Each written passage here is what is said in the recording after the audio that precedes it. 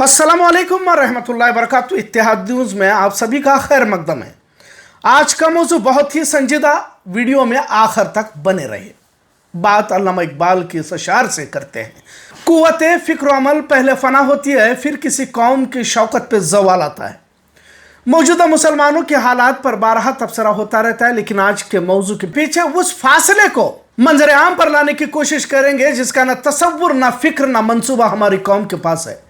छोटे बच्चों को तक किस तरह एक नफरती तरबियत से गुजारा जा रहा है, इस पर तबसरा करेंगे। फिर मुसलमानों की कुव्वत फिक्र का फना होना आज के हालात के लिए अहम वजह माना जाए तो गलत ना होगा। खैर, अल्लामा इकबाल ने इस बात को पहले ही महसूस किया था, जिसका इशारा अपने कलाम के जरिए उन्होंने किया था।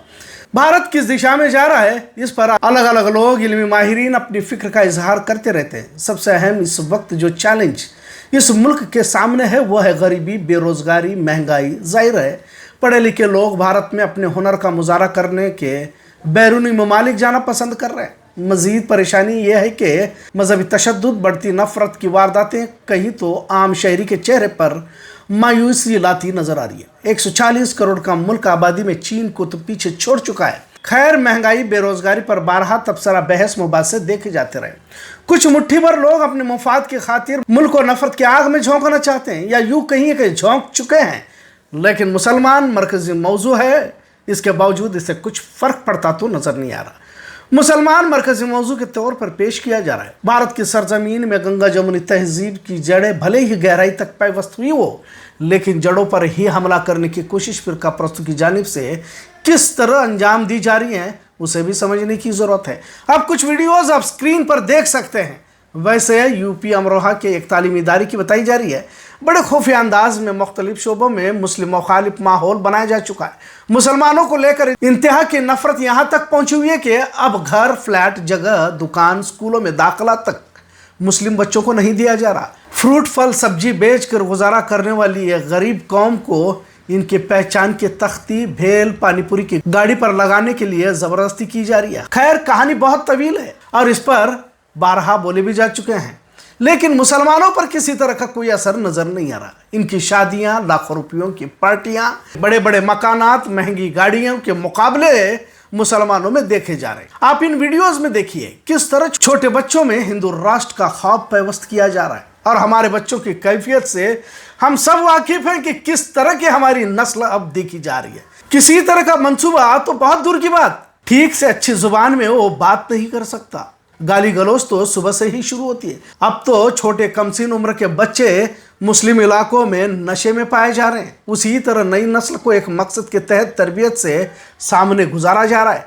यहाँ तो बड़ों के पास ही कोई आने वाला हालात को लेकर दूरअंदेशी नहीं है, और सामने सुबह 4 बजे गुरुकुल में हिंदू राष्ट्र को लेकर जज्बे पैवस्त किए जा रहे हैं। यहाँ मुसलमान की सुबह ही 11 बजे होती है। सुबह मस्जिदों से हय्या अलल फलाह की सदाएं लगाई जा रही हैं, तो मस्जिदों में इमाम और मुअज्जिन और 2-4 बुजुर्ग नजर आते हैं। वहाँ लड़कियां अपने जिस्म को धर्म रक्षा के लिए खपा रही हैं, तो मुस्लिम लड़कियां खवातीन नाच गाने और मुशरिकों के साथ भाग जाने में फक्र समझ रही है। दीन इस्लाम से किसी तरह का कोई लेना देना नहीं है। उनके स्कूल कॉलेजेस में जिस्मानी तवानाई के सबक इन गुरुकुलों में इसलिए दिए जा रहे हैं ताकि समाज के खिलाफ लड़ाई की सोच फिक्र इनमें पैवस्त कर सके। मुसलमानों की जिंदगियां महज ऐश व इशरत, फहश, हुर्रियत की नजर होती नजर आ रही है।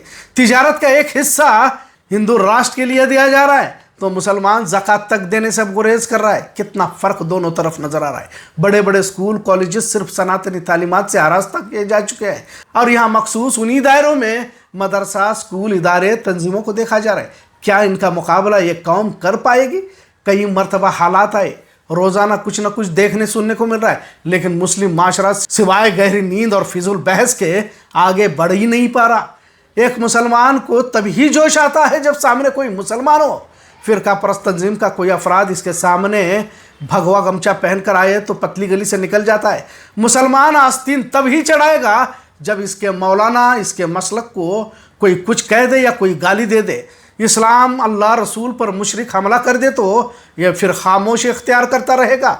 आज भी हम 50 साल पुरानी ज़हनियत से मुतासिर हैं और उसी नहज पर ज़िंदगी गुजार रहे हैं। मुसलमानों में अगर तब्दीली आई है तो पहले के मुकाबले में अच्छी इमारत, महंगी गाड़ियां, होटल का खाना, अच्छे लाइफस्टाइल, यही तो तब्दीली आई हुई है। लेकिन अगर दूसरी तरफ देखा जाए तो इन्हीं चीज़ों ने इसे बुज़दिल और कायर बना दिया है।